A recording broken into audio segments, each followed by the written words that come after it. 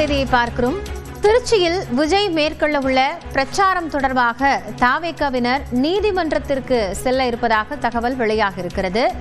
மக்கள் சந்திப்பு பிரச்சாரத்தை வரும் 13ஆம் தேதி திருச்சியிலிருந்து தாவேகா தலைவர் விஜய் தொடங்க இருக்கிறார்.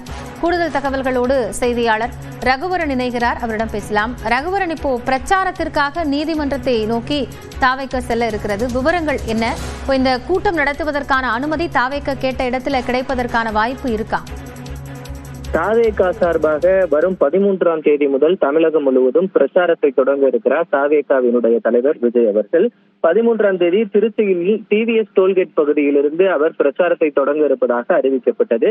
அவர் பேசக்கூடிய முதலாவதாக அரசியல் பிரச்சாரமாக பேசக்கூடிய இடமாக பார்க்கப்பட்டது சத்திரம் பேருந்து நிலையத்தை அவர்கள் அனுமதி கேட்டு காவல் ஆணையர் அலுவலகத்தில் அனுமதி கேட்டு கடிதம் கொடுத்திருந்தார்கள். ஆனால் காவல் ஆணையர் அலுவலகத்தில் அந்த இடத்தில் அரசியல் கட்சிகளுக்கு கூட்டம் நடத்துவதற்கு அனுமதி கொடுப்பதில்லை.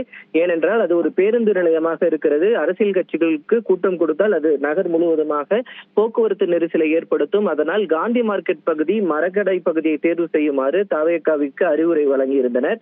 ஆனால் தாவேகாவினர் நேற்று அந்த இடத்தை பார்த்தனர். ஆனால் இன்றும் இதுவரை பாத்தீங்கன்னா அந்த இடத்துக்கு அனுமதி கோரி அவர்கள் இதுவரை மனு கொடுக்கவில்லை. அதனால் நீதிமன்றத்தை அவர்கள் நாடி தாங்கள் செய்வதற்கான அனுமதியை கோர இருப்பதாக தெரிகிறது.